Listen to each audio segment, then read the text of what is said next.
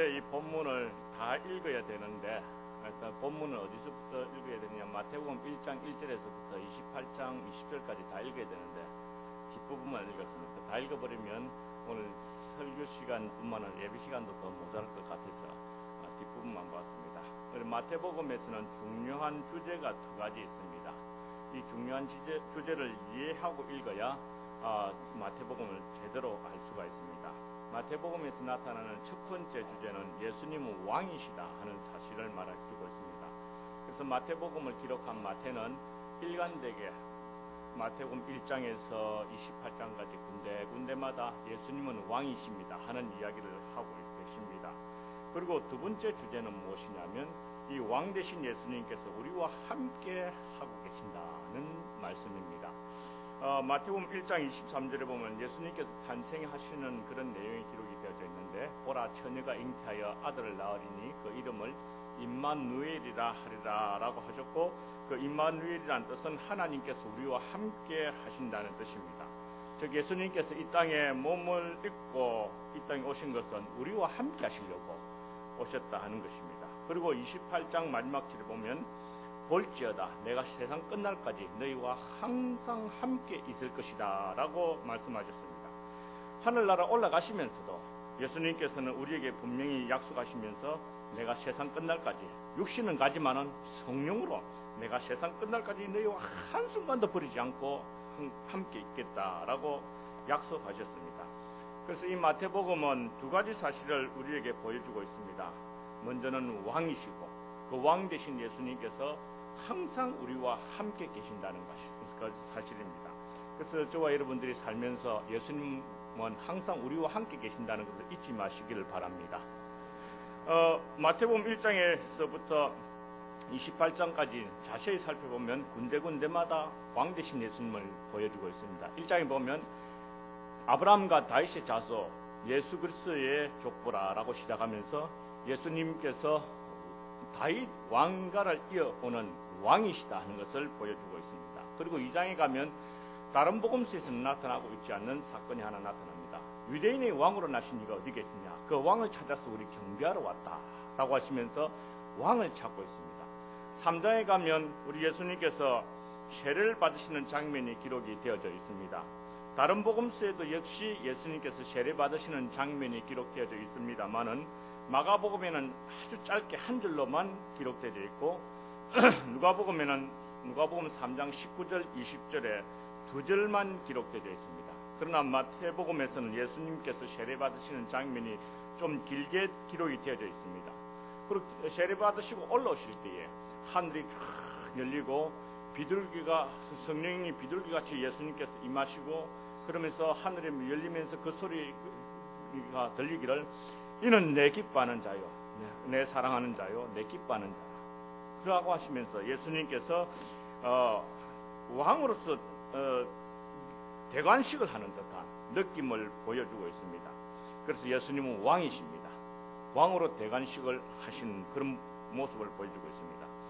5장에서 7장에 보면 왕 되신 예수님께서 앞으로 나의 나라에서 살게 될 사람은 어떤 삶을 살아야 될 것인가 하는 천국 헌장에 대한 얘기를 해주고 있습니다. 그 가운데 가장 중요한 것은 제일 첫 번째 얘기하는 복받은 자인 것을 얘기해주고 있습니다.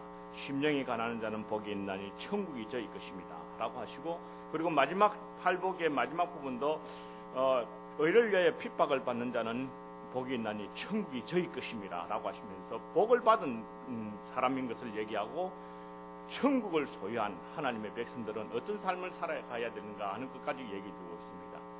너희는 세상의 빛이다, 너희는 세상의 소금이다 라고 하시면서 하늘나라를 소유하고 살아가는 하나님의 백성들은 이 땅에서 살면서 그 소금과 빛의 삶을 살아가는 존재인 것을 얘기해주고 있습니다. 그리고 계속해서 6장, 7장에 보면 천국 백성으로서 행해야 될 윤리적인 부분들을 이야기를 해주고 있습니다. 다 설명하면 시간이 없기 때문에 생략합니다. 그리고 8장에서 9장에 보면 왕 되신 예수님의 모습을 보여주고 계십니다. 특별히 8장의 1절에서 4절에 보면 문둥병자를 고치시고, 백부장의 종의 병을 고쳐주시고, 제자 베드로의 장모의 병을 고쳐주시면서 모든 약한 자들을 고쳐주시는 왕을 보여주고 있습니다. 마태는 이 본문을 통해서 예수님은 어떤 왕인가 하는 것을 보여주는데, 첫째로는 모든 질병을 고쳐주시는 왕이라 하는 것을 얘기해주고 있습니다. 마태복음 8장 16절에 보면 사람들이 귀신 들린 자를 많이 데리고 예수님께로 오거늘 예수께서 말씀으로 귀신을 쫓아내시고 병든 자들을 다 고쳐주셨다. 병든 자들을 다 고쳐주셨다라고 말씀하시면서 마태복음 8장 17절에 보면 이는 선지자 이사야를 통해서 하신 말씀이 우리의 연약한 것을 친히 담당하시려고 병을 짊어지셨도다 라고 함을 이루려 하십니다 라고 하는 말씀을 인용하고 계십니다. 마태가 이사야의 예언을 언급한 것은 예수님께서 우리의 아픔과 고통을 외면하시는 분이 아니라 우리 병을 고쳐주시긴 하지만 그 질병을 예수님 자신이 대신 짊어지고 대신 아파하시면서 우리의 질병을 깨끗하게 하시려는 그런 모습을 보여주고 있습니다. 사랑하는 성도 여러분, 여기서 우리가 중요한 교훈을 한 가지 얻게 되어집니다.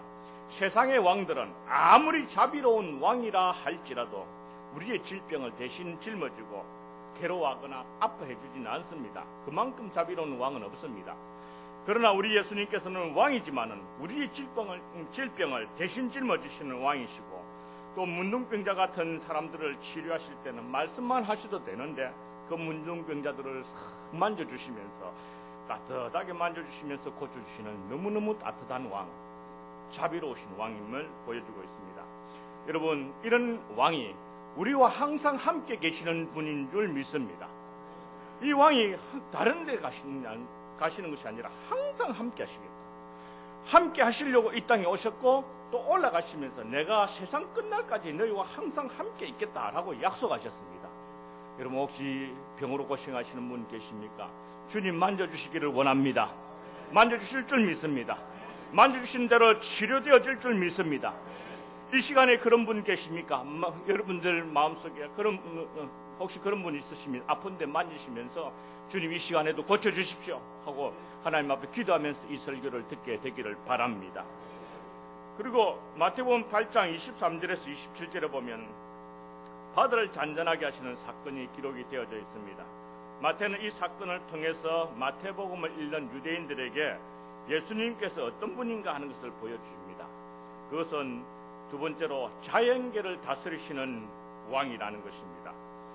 즉 예수님은 말씀 한마디로 이 세상의 그 바람도 잔잔하게 하고 파도도 잔잔하게 하십니다.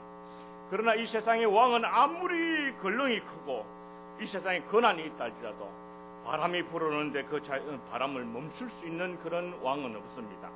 미국 오바마 대통령이 큰 권한을 가지고 있다 할지라도 엘리바마에 불어오는 이 태풍, 그 막 토마호크 같은 이런 그 아주 무서운 태풍이 지나가면 온 도시가 초토화되지는 이걸 바꿀 수 있도록 하는 그런 큰 능력은 없습니다. 그러나 우리 주 예수님께서는 세상에 아무리 요동친다 할지라도 말씀 한마디면 바람도 잔잔케 하시고 파도도 잔잔케 하시는 그런 큰 권세를 가지고 계시는 왕이십니다. 이런 왕이 우리와 함께 계시는 줄 믿습니다. 구약에서는 이런 왕을 모시고 계시는 하나님의 백성들에게 놀라운 역사가 일어난 것을 보게 됩니다. 여호수아가 그 가나안 칠족들과 전쟁을 하면서 아무래도 승리를 위해서 하나님 앞에 지금 해가 자꾸 지고 있으니까 하나님 앞에 기도하기를 달아 태양아 너는 기브온 골짜기에 딱 멈춰서고 달아 너는 아얄론 골짜기에서 더 이상 올라오지 못하도록 그리하라 라고 하니까 태양이 머물고 달이 머무는 그런 역사적인 사건이 일어났습니다. 하나님께서는 하나님의 백성의 승리를 위해서는 이렇게 역사하시는 줄 믿습니다. 사랑하는 성도 여러분, 우리가 힘들더라도 하나님께서 우리의 승리를 위해서 하나님의 백성들이 이기도록 하기 위해서 마귀를 이기고 죄를 이기도록 하기 위해서는 우리에게 이와 같은 권능도 주실 줄 믿습니다. 임마누엘 되시는 하나님께서는 우리와 함께 하십니다. 이 왕이 우리와 함께 하시면서 하나님의 교회를 위해서 함께 하시는 줄 믿습니다. 마태복음 8장 28절에서 34절에 보면 예수님께서 군대 귀신 들린 사람을 고쳐주시는 내용이 나타납니다. 사람들이 올가맬 수 없습니다. 그 무시무시한 이 사람이 쇠사슬로 묶고 나도 우두둑 끊어버리는 이런 무시무시한 사람, 아무도 제어하지 못하고 밤낮 그 무덤가에서 소리를 지르는데 듣기만 들어도 소름이 쫙쫙 끼치는 이 귀신이 예수님 떡 만나자마자 예수님께서 그 사람 몸에서 나오느라 마음속으로 한마디 하시는데도 손살같이 달려오면서 지극히 높으신 하나님의 아들 예수여, 나와 당신과 무슨 상관이 있길래 그렇게 하십니까? 나를 이 지방에서 쫓아내지 말아 주십시오 라고 하면서 벌벌 떠는 모습을 보게 되어집니다. 이렇게 이 사실을 통해서 마태는 예수님은 영계도 지배하시는 왕이시다는 것을 보여주고 있습니다. 사랑하는 성도 여러분, 이 세상의 왕들이 아무리 강한 능력을 가지고 있다 할지라도 영적 세계는 지배하지 못합니다. 사람의 영혼 문제도 지배하지 못합니다. 이 세상의 임금들이 귀신을 오히려 이용해 먹고 귀신을 보면 벌벌 떠는 그런 존재입니다. 그러나 우리 주 예수님은 왕으로서 이 세상뿐만 아니라 죽음 너머의 영적인 세계도 다스리고 계실 뿐만 아니라 영계에 있는 모든 세계도 통치하시고 지배하시는 왕이신 줄 믿습니다. 마귀도 예수 이름만 듣기만 들어도 벌벌 떱니다. 예수 이름 앞에서는 마귀도 꼼짝을 못합니다. 너무너무 크신 이런 왕을 우리가 모시고 있고, 그 왕 되시는 예수님께서 볼지어다 세상 끝날까지 내가 너희와 항상 함께 있을 것이다 라고 말씀하셨습니다. 얼마나 좋으신 분이십니까?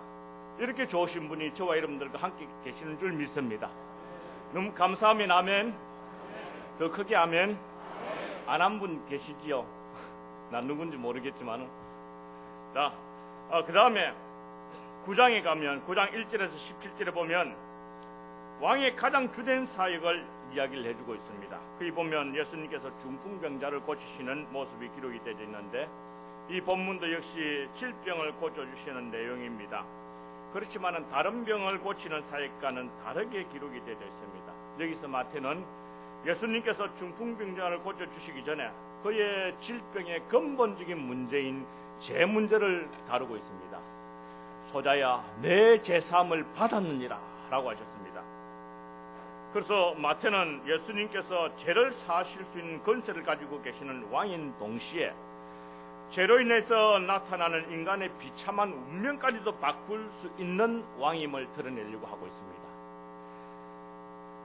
물론 이 세상에 있는 임금들도, 이 세상의 권세자도 죄를 용서해 줄 수 있는 사명권이 있지만은 그 죄 때문에 발생했던 인간의 비참한 결과를 다시 회복시킬 수 있는 그런 능력을 가지고 있는 왕은 없습니다. 사랑하는 성도 여러분, 이런 좋으신 왕이 우리와 함께 계시는 줄 믿습니다. 이어서 나오는 내용이 바로 마태를 부르시고 그리고 그와 함께 잔치를 하면서 죄에서 해방된 자의 기쁨을 결혼식에 잔치하는 것처럼 비유하고 있습니다. 세상에 예수님께서 사람들이 말을 하기를, 예수님, 당신의 스승인 예수님은 어떻게 죄인들하고 같이 먹고 마십니까? 라고 했을 때, 의인들의 건강한 사람에게는 의사가 필요 없듯이 나는 죄인들을 위해서 이곳에 왔다라고 하셨습니다. 마귀는 우리로 하여금 죄를 짓게 만들려고 가까이 오지만 우리 주 예수님께서는 죄인을 용서하고 죄인의 죄 문제를 해결하시려고 우리와 함께 하시려고 하십니다. 사랑하는 성도 여러분, 누가복음 5장에 보면 베드로는 예수님이 깊은 바다로 가서 그물을 내려 물고기를 잡으라고 했습니다. 그때 베드로가 선생이여, 내가 말씀에 의지하여 그물을 내리겠습니다 하고 고기를 잡았습니다. 엄청난 고기를 잡았죠. 고기를 잡는 순간에 자신의 죄됨을 발견했습니다. 도대체 내가 밤새도록 고생하면서 고기를 잡았는데 한 마리도 잡지 못했는데 어떻게 저분은 목소라고 하는 양반이 말씀 한마디로 깊은 데로 가서 고기를 잡으라니 고기를 탁 잡아 올리는 거. 저분 앞에서는 내 더러운 죄가 드러나지 아니할 수가 없겠구나 라고 하면서 폭삭폭그러지면서 주여 나를 떠나소서 라고 했습니다. 자신의 죄가 드러날까 두려워하는 벌벌 떠는 그런 베드로에게 이제부터는 너는 사람을 낚는 어부가 될 것이다 라고 하셨습니다. 우리 주 예수님께서는 죄로 고민하고 있는 베드로를 붙들어 주시고 제 문제를 해결해 주시고 하나님의 일꾼으로 세워주시려고 하는 이 거룩하고 아름답고 자비로우신 왕이신 줄 믿습니다. 우리 주 예수님은 우리가 죄를 지을 때마다 나는 너 같은 죄인을 원하지 않는다, 나를 떠나가라, 꼴도 보기 싫다, 그렇게 하시는 분이 아니라 연약해서 넘어지는 우리들을 붙들어 주시면서 다시 한번 용기를 내서 한번 바르게 살아보려, 다시 한번 힘을 내서 바르게 살아보려. 만일 우리가 죄를 범하게 되면 하나님 앞에서 우리에게 대언자가 있으니 곧 우리 주 예수 그리스도시라 라고 하셨습니다. 사랑하는 성도 여러분, 죄 때문에 늘 고민하고 괴로워하시는 분 계십니까? 죄 문제를 해결해 주시는 우리 주 왕 되시는 그 예수님께 찾아와 주시기를 바랍니다. 찾아오기만 하면 우리 주님 너무너무 기뻐하십니다. 그래, 네가 다 해결하지 못하는 죄 내가 해결해 주마 라고 하시는 그런 분이 우리와 함께 하시려고 오셨습니다. 그분은요, 하늘 보좌를 버려두시고 우리가 함께 하시려고 이 땅에 우리를 찾아오시는 분이시기도 하고, 올라가시면서 내가 세상 끝날까지 항상 너희와 함께 있을 것이라 라고 하셨습니다. 마태는 이 본문 이후에 자신이 제자되는 내용을 기록을 하고 있습니다. 예수님이 왕이라는 사실을 언급하고 난 이후에 질병도 치료하시는 왕이시고, 자연계도 다스리시는 왕이시고, 영계도 다스리시는 왕이시고, 죄를 사시는 권세를 가지신 이 왕이라는 것을 언급하고 난 다음에 자신의 회심을 기록합니다. 예수님께서 나를 따라오너라 라고 했을 때 따라갑니다. 그리고 예수님을 따라가면서 바로 예수님이 바로 이렇게 나를, 죄인을 사랑하시는 분이다 하는 것을 깨닫게 되어지는 것입니다. 사랑하는 성도 여러분, 죄 문제는 우리가 죽을 때까지 우리를 따라다닙니다. 그래서 사도 바울은 어떻게 로마서 7장 마지막 부분에 이렇게 고백을 합니다. 오라 나는 공고한 자로다. 누가 이 사망의 몸에서 나를 건져내랴. 그것은 배경적인 설명이 조금 필요합니다. 사도 바울이 바로 그런 말을 할 때 이 죄라는 것이 나에 꼭 붙어 있는 그런 사망의 몸인 것 같습니다. 그런 고백을 했는데, 그건 어떤 표현이냐면, 옛날에는 사람들을 사형시키는데요, 그냥 시키지 않고 어떨 때는 사람 등가죽을 확 칼로 베어내고 난 다음 거기다가 죽은 사람 시체를 탁 붙여놓습니다. 그러나 놓으면 이 죽은 사람 시체를 붙여놔 놓으면 나중에 이 썩은 시체가 자꾸 살아있는 사람의 시체도 막 상하게 하고 썩게 만듭니다. 그러다가 장이 썩어서 터지면서 한 몇 달 지나면 그 사람이 죽는 겁니다. 바로 이것이 사망의 몸입니다. 근데 이 죄가 항상 우리를 이렇게 괴롭히고 있는데, 우리 주 예수님께서 우리와 함께 하시면서 죄 문제를 해결해 주시려고 하시는 자비로우신 왕이십니다. 사랑하는 여러분, 범죄할 때마다 나는 어쩔 수 없어, 나는 이 왕 베린 몸이다 라고 하고 죄짓 더 짓지 마시고 주님 바라보고, 주님 그래도 다시 한번 일어서 보렵니다 라고 하면 주님 정말 기뻐하시는 줄 믿습니다. 그 주님 바라보고 힘내고 용기 내서 다시 한번 더 주님 위하여 헌신해가는 사람이 되시기를 주님의 이름으로 축복합니다. 축복합니다. 그리고 오늘 본문 읽지 않았지만은 마태복음 9장 18절에서 26절에 보면 죽음 문제까지 해결하시는 그런 왕이신 것을 보여주고 있습니다. 이 마태복음 9장 18절에서 29절에 보면 두 가지 사건이 기록이 되어져 있는데, 하나는 혈루증 여인을 고치시는 내용이 기록이 되어져 있고, 또 하나는 해당장의 딸을 살리는 내용이 기록이 되어져 있습니다. 혈루증 여인을 고치시는 사건을 통해서 마태가 보여주고자 하는 그 메시지는 무엇입니까? 이 혈루증이라는 것은 먼저 알아야 될 것 같습니다. 혈루증이라는 것은 여인들이 하혈을 하는 병입니다. 볼일을 보러 갈 때마다 피가 줄줄줄 나오는 겁니다. 몸에 이제 잠깐 볼일을 볼 때마다 피가 흘러내리니까 이거 고치지도 못하고 12년 동안 그렇게 고생하면서 살았던 이 여인입니다. 볼일을 볼 때마다 시시때때로 피를 흘림으로 인해서 몸은 해골같이 마르고 얼굴은 참한 그런 모습이 되어집니다. 다시 말하면 여인으로서는 아름다운 미라고는 하나도 없는 그야말로 해골 같은 여자. 살아있기는 살아있긴 하지만은 이건 해골인지 사람인지 구분이 안 가는 그런 여인입니다. 여성으로서 아름다움이라고는 찾아볼 수 없는 그런 죽어버린 것 같은 그런 존재가 예수님 만짐으로 인해서 다시 새 생명을 얻게 되지는 것입니다. 그리고 이런 어린 소녀를 살리신 사건도 마태가 보여주고 있는 사건인데, 예수님께서 생명의 주가 되셔서 인간의 죽음 문제도 해결하시는 메시아 왕이 되신다는 사실을 보여주고 있습니다. 이 두 가지 사건은 인간에게 생명을 주시는 분, 그리고 인간에게 죽음 문제를 해결하게 하시는 왕, 이런 왕을 우리에게 보여주고 있습니다. 이 세상의 왕은 인간의 죽음 문제에 대하여 아무런 능력도 발휘할 수 없습니다. 이 세상의 통치자들은 사람을 죽일 수는 있지만은 사람을 살릴 수 있는 일은 할 수가 없습니다. 그러나 우리 주 예수님은 인간의 생명을 죽이기도 하고 살리기도 하시는 그런 왕이십니다. 인간의 죽음 문제도 해결하시는 전능하신 왕입니다. 이 왕이 우리와 함께 하고 계신다는 것입니다. 마귀는 우리에게 영생을 빼앗아가려고 우리에게 접근하지만은 우리 주 예수님은 우리의 잃어버린 영생을 찾아주시려고 우리에게 찾아오셔서 이 영생을 보존해 갈 수 있도록 우리와 함께 하시는 왕이십니다. 얼마나 좋으신 왕인지 모릅니다. 사랑하는 성도 여러분, 이 왕을 우리가 모시고 살아가게 되기를 주님의 이름으로 축원합니다. 그리고 마태복음 9장 27절에서 31절에 보면 마태가 이 두 소경을 고쳐주시는 사건이 기록이 되었습니다. 이거 역시 병자를 고치시는 주님의 모습이긴 하지만은 좀 다른 의미를 가지고 있습니다. 소경은 어두운 데 사는 사람입니다. 그런 소경을 고친다 하는 것은 예수님께서 이 소경에게 빛을 주신다 하는 그런 의미를 가지고 있습니다. 다시 말하면 이 어두운 세상을 살아가는 하나님의 백성들에게 예수님께서 빛을 주시는 그런 왕이시다는 것을 보여주시는 것입니다. 말씀 한마디로 빛이 있으라니까 캄캄한 밤에 빛이 생겼던 것처럼 말씀 한마디만 하시면 우리의 어두운 미래도 밝게 되어 주실 줄 믿습니다. 여러분, 미래가 캄캄하고 앞이 안 보이는 그런 순간이 우리 지금 현재 여러분들의 순간이라고 할 것 같으면 빛을 주시는 주 예수님을 의지하게 되기를 주님의 이름으로 축복합니다. 그분은 함께하여 주실 줄 믿습니다.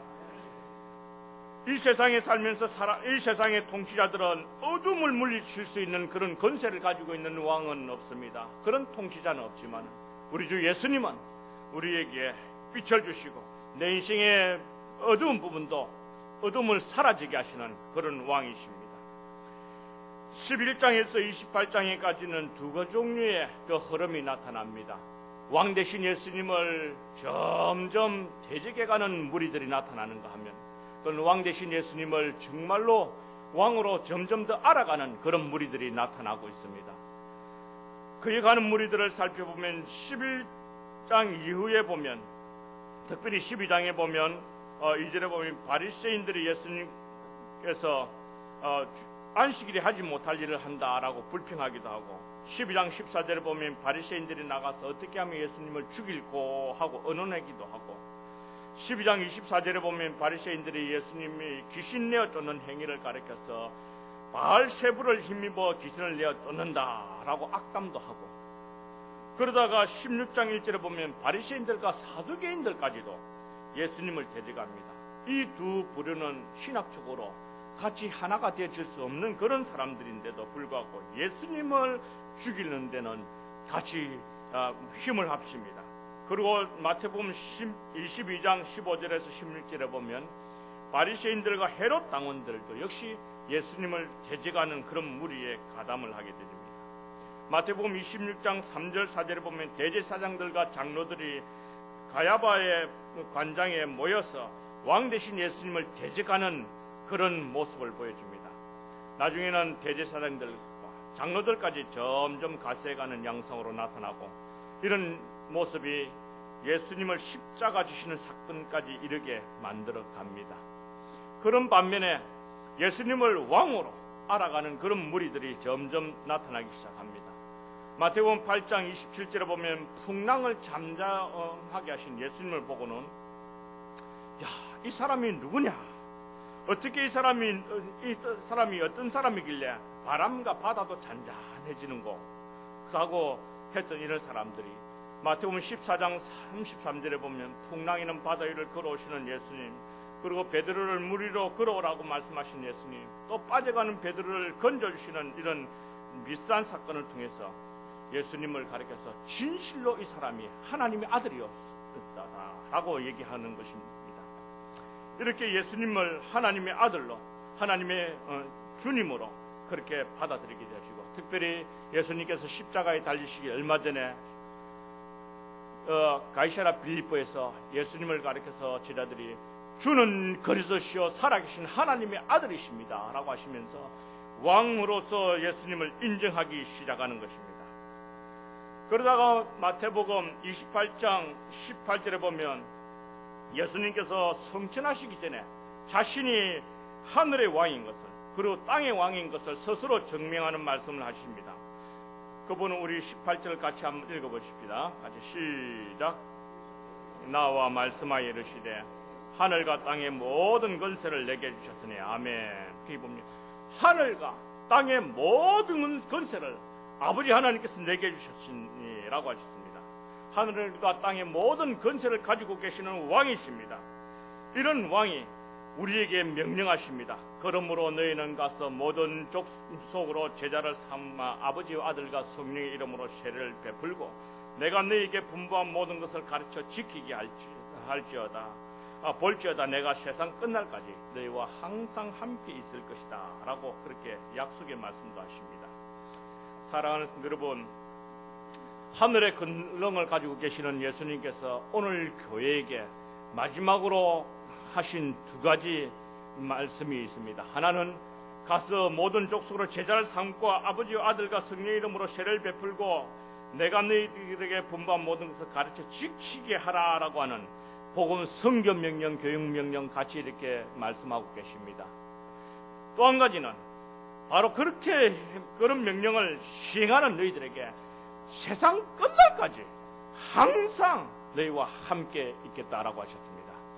사랑하는 성도 여러분, 우리 주님께서는 아무하고 함께 있는 것이 아니라 세상 끝날까지 함께 하시는 사람들은 어떤 사람이냐? 복음을 위해서 힘쓰고 애쓰는 사람인 줄 믿습니다. 이 대한교회가 하나님의 교회인 줄 믿습니다. 이 교회가 받은 가장 큰 사명이 무엇이겠습니까? 복음을 위해서 온 삶을 드리는 그런 교회가 되어야 되지 않겠습니까? 요즘 절이 안 망하고 잘 된대요. 불경기가 되는데도. 절이 불경기인데도 불구하고 잘 되는 이유가 뭔 줄 아십니까? 경건한 목사님들 때문에 그렇대요. 왜 그러냐면 경건한 목사님들이 성도들에게 부탁하는 길을 절망하지 말라고 우리 기도합시다. 절망하지 말자고 우리 기도합시다. 그러니 절을 안 망하고 뭐 절이 잘 돼.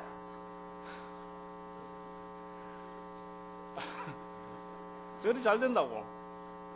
여러분, 사도행전 교회를 꿈꾸고 있는 그런 교회 아닙니까? 앞으로 이제 얼마 안 있어서 이제 본당에 들어가게 되시고 건축이 되어진 성전에 들어가게 되실 때 빈자리 채우는 일들을 누가 해야 되겠습니까? 하나님께서 저와 여러분들에게 주신 그 사역인 줄 믿고 그 일을 위해서 힘쓰고 애써야 되지 않겠습니까? 그래서 적어도 우리 장로님들 한 10분 정도 전도하시고 뭐 별로 감동이 없네. 우리 그 권사님들도 한 10분 정도, 권사님들, 그리고 안수 집사님들은 지금 한 9번 정도 해야 안 되겠습니까? 별로 아멘도 안 하고. 하여튼 이제 예배당 꽉 채워가지고 이 교회가 날이 가면 갈수록 이 사도행전 교회를 꿈꾸면서 많은 사람들의 영혼들을 건져내고 또 강단에서 목사님께서 불을 지르고 우리 성도님들 불을 받아가지고 또 가서 복음 전하고 또 주일날 또 모여서 또 불을 지르고 하는 그런 놀라운 역사가 일어나게 되기를 주님의 이름으로 축복합니다. 그렇게 하게 되면 주님 함께 하여 주실 줄 믿습니다. 또 복음을 위해서 애쓰고 힘쓸 때 하나님께서 함께 하시겠다고 하셨습니다. 항상 함께 하시겠다고 하셨습니다. 세상 끝날까지 함께 하시겠다고 약속하셨습니다. 그 약속을 체험하게 되는 저와 여러분들이 되시기를 예수님의 이름으로 축복합니다.